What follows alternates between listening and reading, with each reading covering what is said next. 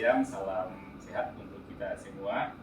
Bapak Ibu yang kami hormati, pada hari ini kita bincang-bincang dengan teman dari Dinas Kehutanan Provinsi Sumatera Barat. Kita ingin berbincang-bincang dengan tema yang sangat menarik pada saat ini. Temanya adalah perhutanan sosial dalam konteks pelayanan publik di Provinsi Sumatera Barat. Nah, kenapa kami mengambil contoh Provinsi Sumatera Barat? Karena memang kebijakan perhutanan sosial di Provinsi Sumatera Barat dianggap berhasil oleh pemerintah pusat. Nah, ini kesempatan bagi kami untuk melakukan diskusi ya, sekaligus nanti bahan diskusi ini bagi sebagai input ya dan masukan bagi teman-teman yang ada di provinsi lainnya. Nah, untuk membahas itu Bapak Ibu sekalian, ada beberapa pertanyaan yang ingin kami sampaikan kepada Pak Sayogo ya. Nah, yang pertama kita mulai yaitu perhutanan sosial ini seperti apa dipahami oleh masyarakat, pemerintah daerah, dan para pihak yang ada di Sumatera Barat. Silakan Pak. Baik. Terima kasih Pak. Ya. Baik, jadi untuk saya kira program perhutanan sosial ini merupakan program yang sangat membantu untuk kehidupan masyarakat, khususnya masyarakat yang berada di dalam dan sekitar kawasan hutan di Sumatera Barat. Boleh saya informasikan Pak Direktur bahwasanya untuk Sumatera Barat luas kawasan hutan kurang lebih 54% Pak dari wilayah Sumatera Barat. Kemudian kurang lebih 1,5 juta itu merupakan kewenangan dari pemerintah provinsi. Dalam hal ini adalah hutan lindung dan hutan produksi. Kemudian itu juga dari segi nagari kurang lebih 82% Pak Direktur.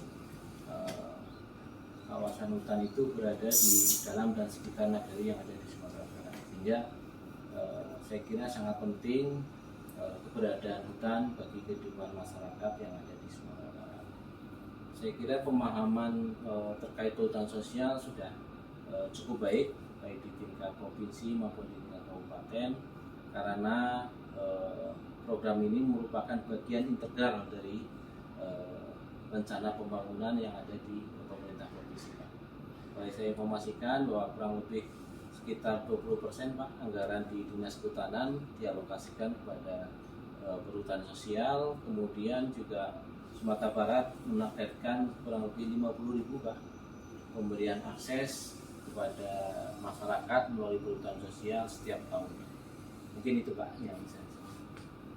Ya, menarik apa yang disampaikan oleh Pak Sayogo ya. Tadi diinformasikan targetnya 50.000 hektar ya Pak Sayogo ya. Nah, setiap tahun ya. Nah, pencapaian seperti apa nih Pak? Silakan. Terima kasih Pak Wenda. Jadi untuk sampai dengan saat ini bulan Juli 2023 ini sekarang sudah tercatat 205 unit perhutanan sosial dengan luas wilayah yang diberikan akses melalui PS ini kurang lebih 290-an ribu Pak, dari target 500.000 hektar sampai tahun 2025. Saya kira ini pencapaian yang sangat signifikan Pak bagi pemerintah Provinsi Sumatera Barat dalam memberikan akses kepada masyarakat dalam pengelolaan hutan melalui perhutanan sosial. Nah, mungkin kita lebih detail lagi ya Pak Sayogo ya. Nah, bisa nggak diinformasikan kepada kita ya, misalnya kan seperti apa misalnya before dan after gitu ya. Jadi sebelum ada perhutanan sosial itu masyarakat kondisinya seperti apa gitu ya. Setelah dapat akses perhutanan sosial seperti apa gitu. Baik. Terima kasih Pak. Jadi ini mungkin kalau kita lihat pandangan masyarakat Pak, selama ini kan mohon maaf ini Pak ya, kehutanan ini seolah menjadi dalam tanda kutip sering menjadi penghalang kegiatan pembangunan Pak.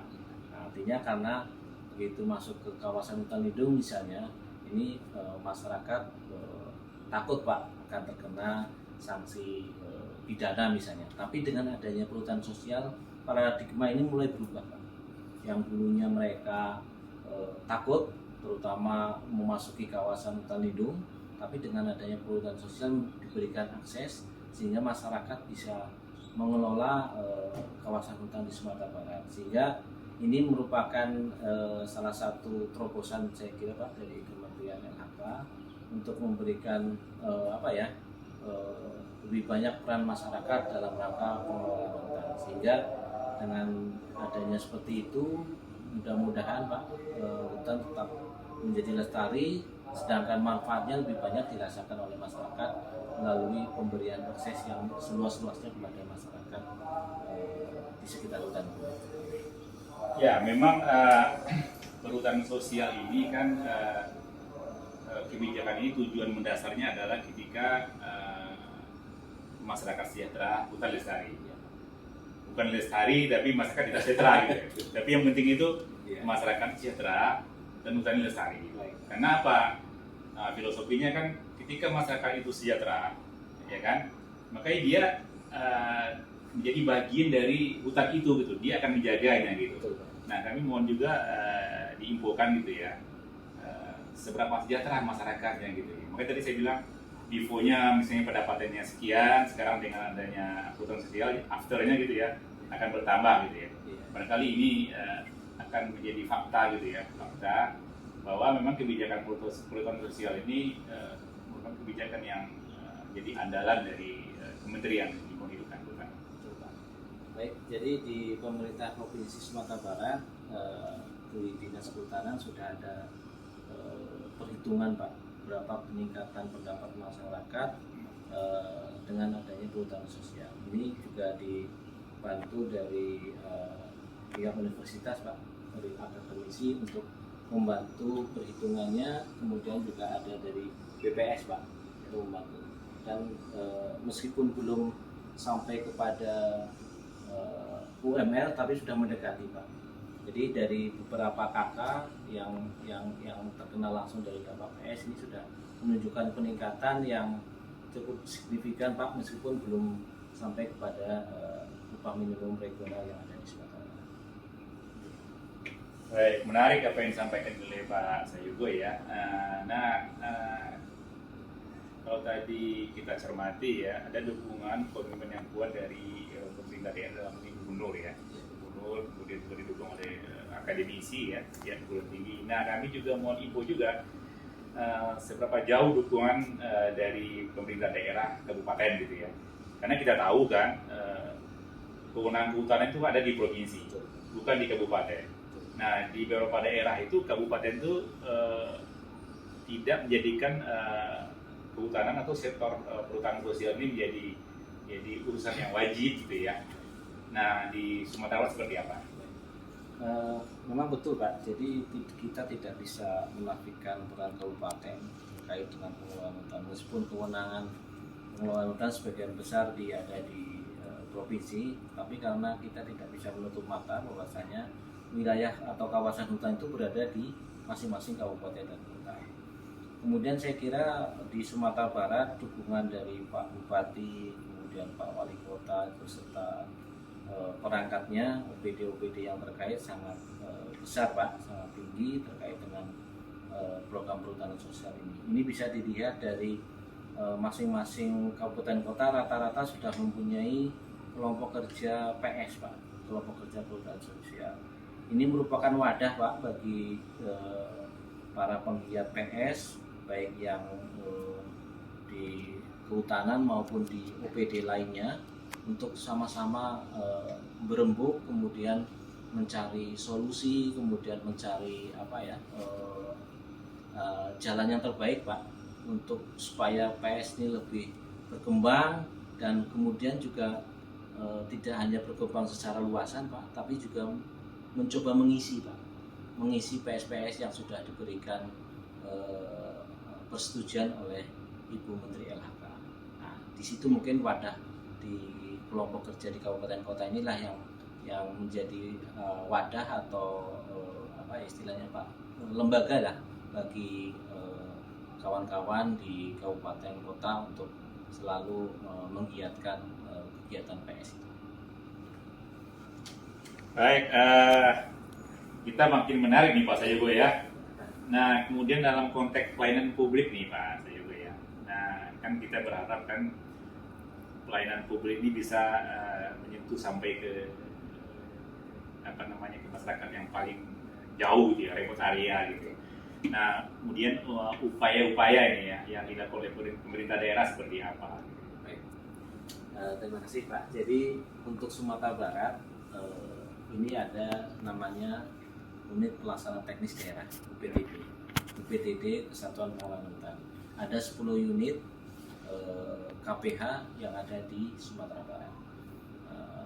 Ini merupakan garda utama Pak, garda terdepan dalam pengelolaan hutan yang ada di Sumatera Barat. Nah, kemudian saya kira melalui KPH Pak, ini melalui KPH inilah sosialisasi kepada masyarakat sampai ke ujung-ujung nagari Pak, ujung-ujung desa ini. Kawan-kawan di KPH saya kira sudah mengimplementasikan sosialisasi ini. Kemudian juga di kegiatan-kegiatan KPH sudah banyak sekali yang untuk kegiatan mengisi PS ini, seperti halnya mungkin pada tahun-tahun sekarang dan beberapa tahun ke belakang kita juga mengalokasikan alat ekonomi produktif misalnya Pak.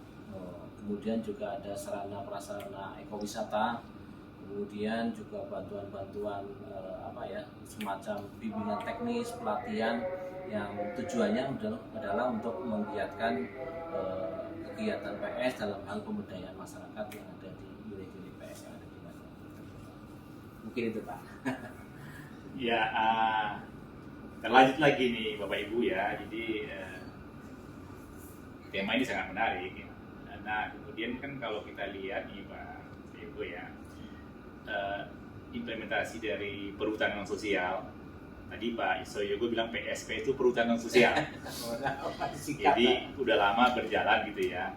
Nah, ini kan selalu dinilai oleh Kementerian LHK gitu. Nah, sekarang apakah ada apresiasi ya terhadap Sumatera Barat terkait dengan implementasi perhutanan sosial ini?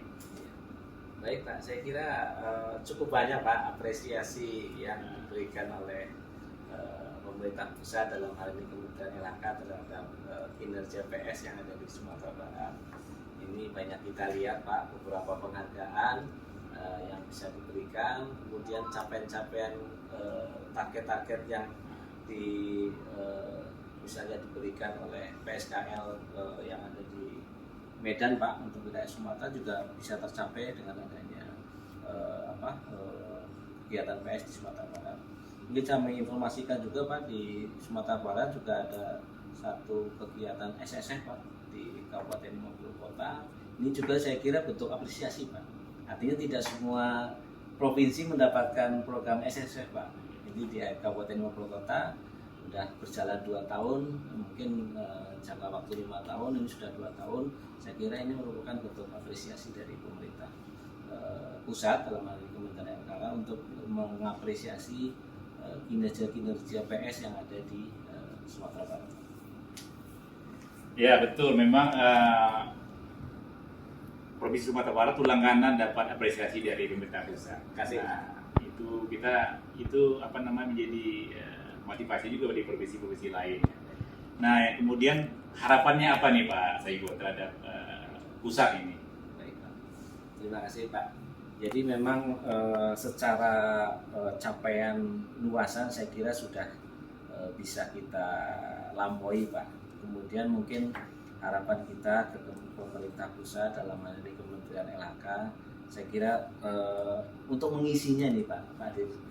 Jadi kawan-kawan setelah diberikan akses, kemudian telah diberikan persetujuan PS oleh Bu Menteri, saya kira perlu diisi Pak, diisi dengan kegiatan-kegiatan produktif yang akan mempercepat pemberdayaan masyarakat melalui PS.